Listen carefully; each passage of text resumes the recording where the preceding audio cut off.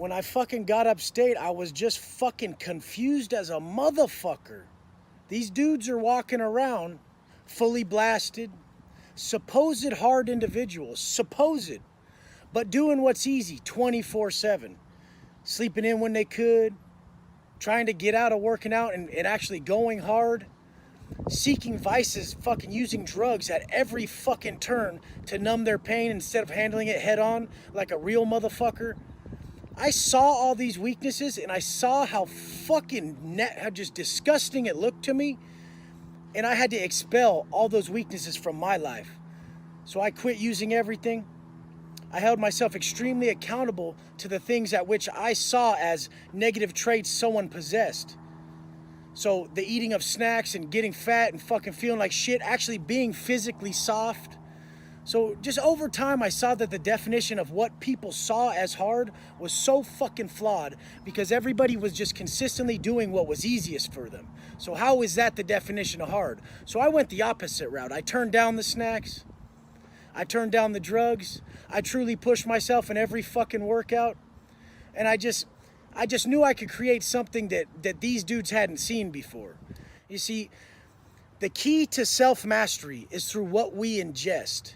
If we're consistently ingesting shit that we regret, if we're consistently ingesting shit that causes us to fucking fill our heads with negativity, if we're consistently acting in a fucking manner that we cry about later, like these supposed tough guys, myself included, this was a self-realization I came to that was painful because I was one of these people. I was one of the top people like this, looking a certain way, acting a certain way, but truly being soft on the inside when I needed to be hard, when I needed to be a real man.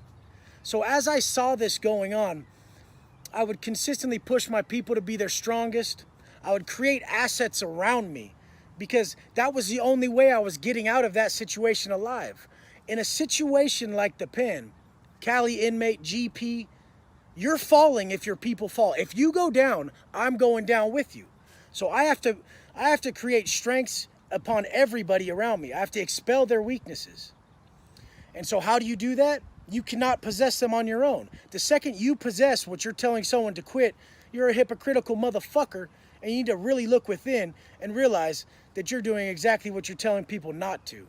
But the thing is that to consistently see these supposed tough guys putting themselves in situations that they regretted, that caused their families pain, that fucking caused them pain, and just consistently always saying, I'm gonna change it, but not being strong enough to change it, I just saw that as such a weakness and so bitch made that I really had to separate myself from that type of behavior. Don't get it fucked up when you don't think the rules which garner respect for us as individuals are non-negotiable. These are not negotiable terms. We know what we respect or not. Do you respect dope fiends? No, you fucking don't. Nobody does. And this is the fucking thing. Why are we so confused? Why is the definition of hard so misconstrued to where a kid goes and blasts somebody and then goes and cries about it? Oh, hey, real hard. That was real hard. You look real hard in tears right now. You look real hard. But the thing is a lot of these guys will never change. They'll always say they will. And the thing, I just hope that they fucking find it one day. I mean, I've met some of the best motherfuckers, some of the downest motherfuckers. I mean, my boy Charlie Brown, this fool's an old school cat. I mean, they got him on paperwork as an AB affiliate, the whole nine. He's from Modesto. He's a white boy. Motherfucker makes my arms look small. They got to bring out the attachment for the blood pressure machine when they're taking his shit because he got 23s, you know. And this fool's the OG cat. He's got the 500 club record for all lifts at Folsom.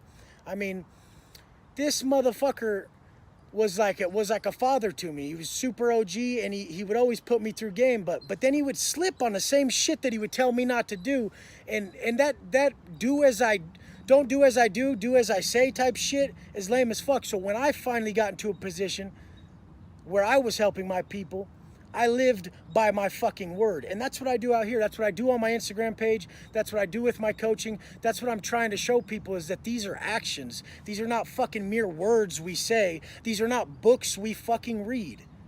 Quotes are the wisdom of the ages. But when you fucking agree with a quote or a saying or a phrase or some motivation, if you don't apply that to your motherfucking life, you will fall under what is called the law of diminishing intent. That just means that every time you don't see something through that you intend on doing, it makes it harder and harder and harder for you to do it. So when I got to the point where I needed to quit, I cut everything cold turkey and never fucking went back, because I'm aware of these laws that exist in the universe, because I watch it happen. You can't watch something like karma happen all the time and not fucking believe that it exists. If a man is fucking right, his world will be right. And I take the right road now, and let me tell you, this works. That other shit doesn't. 100 fucking times I'm gonna have to tell you guys, I'm that motherfucker. That's why I look like this. I blast motherfuckers. I done the whole 9. You check my paperwork. I did the fucking 10 years. I did the fucking assault with the fucking deadly weapon. It caused the massive injuries and took everybody's shit when I wanted it. When I got high and became a fucking idiot, the mask came on. The whole fucking 9. But what the fuck, man? I got another chance now. They gave me another chance. They gave me another chance, and I'm going to take it. A lot of people don't. A lot of people fall back into that same bullshit. And you know how much more pain it causes you when you continually, when you get older and you know you shouldn't do shit and you continually fucking do it, the pain gets greater and greater. It doesn't lessen. It's almost less when you're younger, but I still will always stress the fact that it's more simple than we make it. It's golden rule type fucking shit.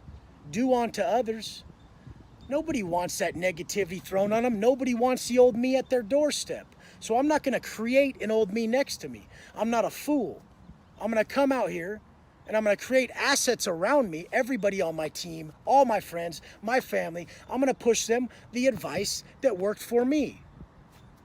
A lame-ass motherfucker does the opposite. Takes people down the road that he know ain't even working for him. I don't even understand it.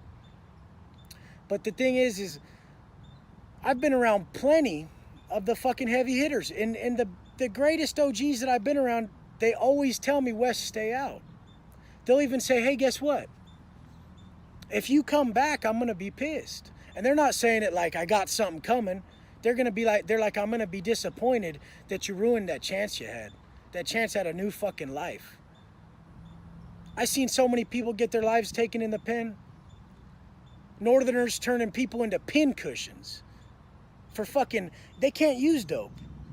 Motherfucker gets caught using dope.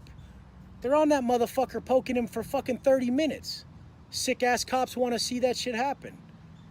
Motherfuckers are at the window looky-looing that shit. And here I am sitting back like, God damn, dude.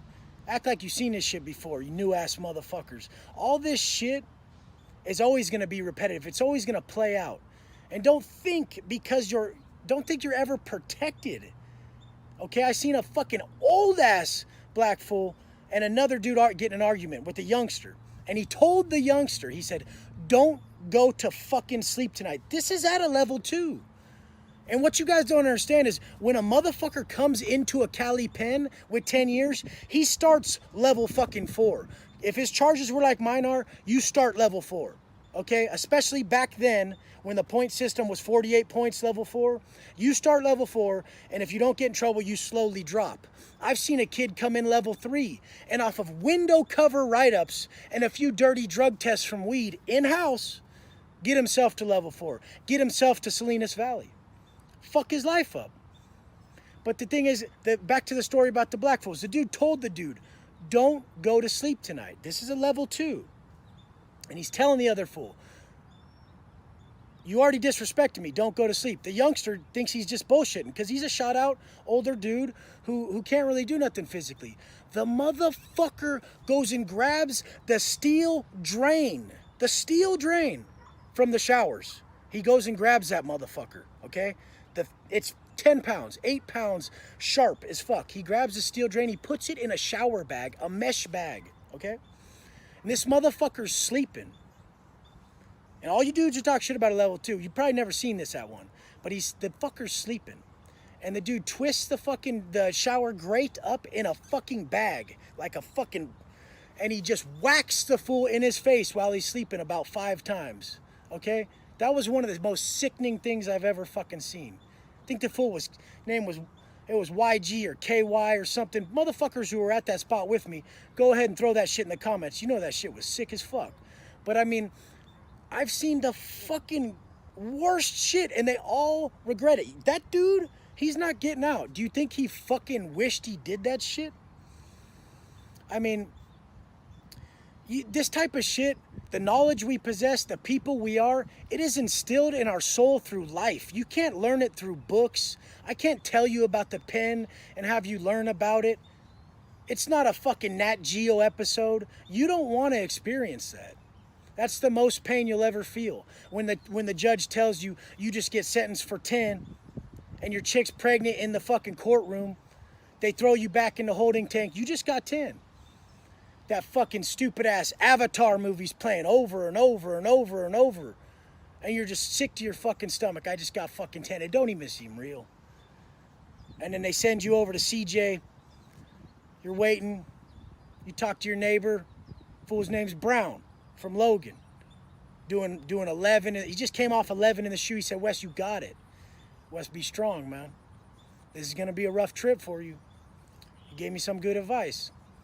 He's like, I'm going home, but I'm getting out of state. I'm getting out of here. This place will wash you so fucking quick. And guess what? I'm sitting there. I'm sitting in CJ. We're in Seg.